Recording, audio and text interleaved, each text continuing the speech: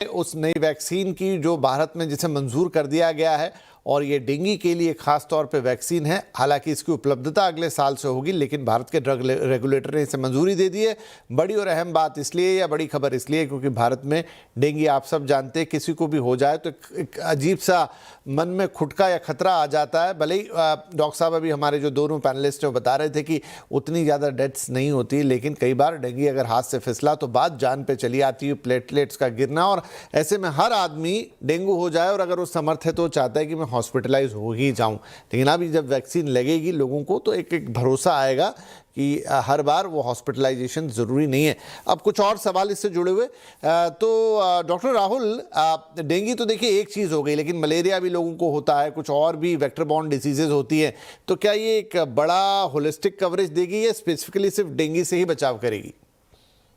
तो मैं अपने दर्शकों को बहुत क्लियरली कहना चाहूंगा कि ये किसी और वेक्टर बॉर्न डिजीज को नहीं कवर करेगी। ये स्पेसिफिकली इंजीनियर की गई है कि ये जो 4 डेंगू के जो स्ट्रेन है उसी को कवर करे।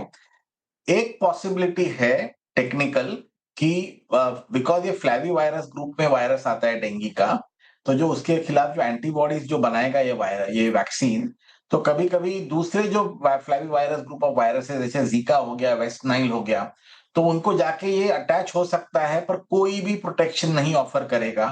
टेस्टिंग में उसका क्या समझ में आता है, जीका की अगर हम जाके टेस्ट करें, जिसको डेंगू की वैक्सीन लगी है और उसको हम जीका की जाके टेस्ट करें, क्योंकि हम सस्पेक्ट करें कि उसको जीका वायरस हुआ है, तो उसमें भी फॉल्स पॉजिटिव आने के चांसेस बहुत कम है, क्योंकि इंजीनियर ही ऐसा किया गया कि सिर्फ 4 डेंगू के स्ट्रेन के ऊपर एक्ट करेगा।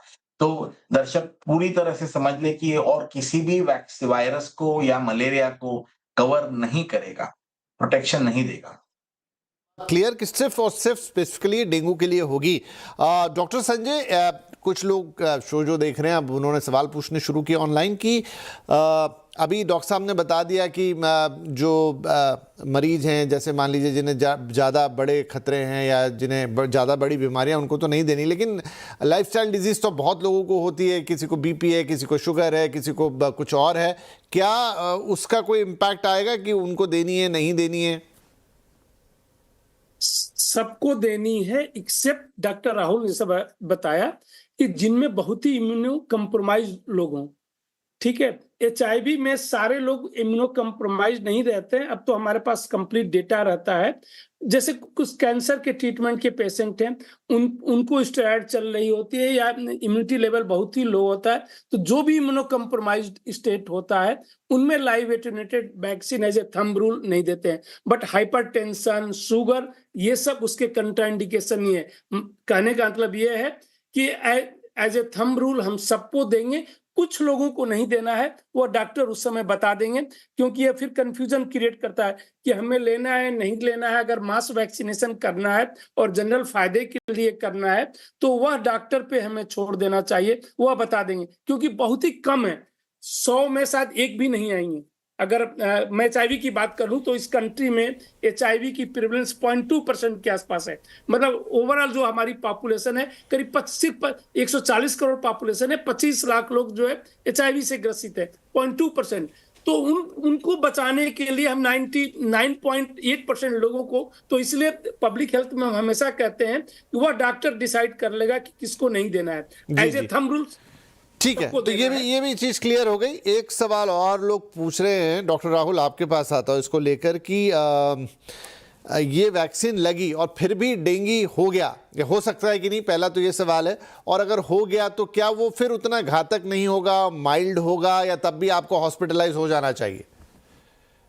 तो वैक्सीन लगने के बाद जैसे बाकी के वायरसेस की वैक्सीन की जो हम लोग के बारे में कहते हैं, डेंगू होने की चांसेस है, पर severe dengue, hospitalisation because of dengue होने के बहुत कम चांसेस है। और मैं फिर दोहराऊंगा कि जो स्टडी की गई थी उसमें 80% एफिकेसी दिखी गई कि वायरस जो है वो सीरोलॉजिकली डिटेक्ट नहीं हुआ था डेंगू लाइक सिम्टम्स होने के बावजूद। तो चांसेस है कि 80% हम लोग जो है डेंगू को कम कर पाएंगे, अगर वो डाटाबेस जो है जनरल पॉपुलेशन में भी वैसे ही कारगर साबित हुआ तो।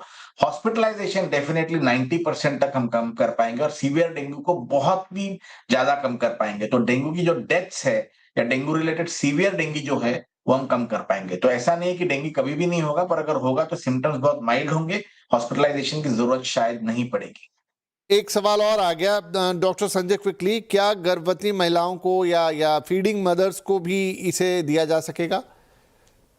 भी गर्भवती महिलाओं पे कोई ट्रायल नहीं और कहीं भी अभी नहीं दिया जा रहा है, तो अभी नहीं दिया जाएगा।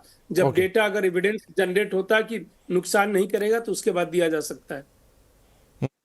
अच्छा, एक सवाल और किसी ने पूछ लिया है, वो कह रहे हैं कि एक बार डेंगू हो गया तो दोबारा नहीं होगा, ये मिथ है या ये सच्चाई है? उस वेरिएंट से नहीं होगा। 4 वेरिएंट होते हैं, डेंगू 1, 2, 3, 4। यूजुअली एक से होता है तो लंबे समय तक प्रोटेक्शन रहता है, यूजुअली नहीं होता है। समटाइम्स बहुत ही रेयर कंडीशन में हो सकता है इम्यूनिटी गिर जाए, बट नहीं होता है उस वेरिएंट से। अगर दोबारा कभी लंबे समय के बाद होता भी है तो सीवियरिटी उस वेरिएंट से नहीं होती है। बट इसमें प्रॉब्लम यही है कि उस वेरिएंट से नहीं होगी, दूसरे वेरिएंट से होती है और उसी में सीवियरिटी की प्रोबेबिलिटी बढ़ जाती है तीसरे से। और जैसा मैंने पहले ही बताया कि डेंगू जो है माइल्ड है, मेजॉरिटी में कोई सिम्टम नहीं होता। आपको पता भी नहीं आपको डेंगू हो चुका होगा, मुझे डेंगू हो चुका होगा, हमें पता भी नहीं।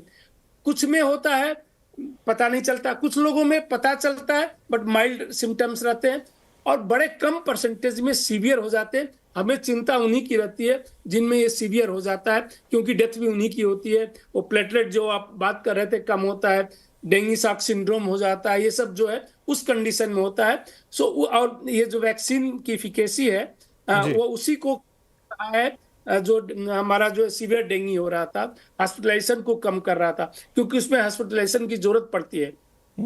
लॉन्ग टर्म में थोड़ा कम हुआ है, बट कम भी 80 के पास आया है। इन्फेक्शन वाला जो है 62% के आसपास आया है 4.5 साल के फॉलोअप के बाद, बट फिर भी कम से कम 62% में इन्फेक्शन होने के चांसेस कम हो गए हैं। ये है जो अभी तक की फाइंडिंग एविडेंसेस है। ओके सर, तो thank you very much both of you, doctor Sanjay and doctor Rahul. बहुत सारी मतलब जिसे कहते हैं ना एफएक्यूज वो लोगों के मन में थे, क्योंकि आज सबने अखबारों में खबर पढ़ी और सब जगह देखा कि डेंगू की वैक्सीन आ रही है। नो डाउट लोग एक्साइटेड होंगे, क्योंकि एक बड़ी समस्या तो है। महानगर कह लीजिए, छोटे शहर कह लीजिए, एक पर्टिकुलर मौसम में जब ये मच्छर आते हैं और डेंगू होता है, फैलता है, तो लोगों में घबराहट होती है। लेकिन अब ये वैक्सीन आ रही है, नो डाउट ये नेक्स्ट ईयर आएगी बाजार में, लेकिन उससे जुड़ी हुई सारे सवाल जो मन में हो सकते हैं उनके जवाब आपने दे दिए। तो बहुत बहुत धन्यवाद आप दोनों ही महानुभावों का वक्त निकाल के इस कार्यक्रम पर आने के लिए, और सभी दर्शकों का भी हमें सुनने के लिए। नमस्कार।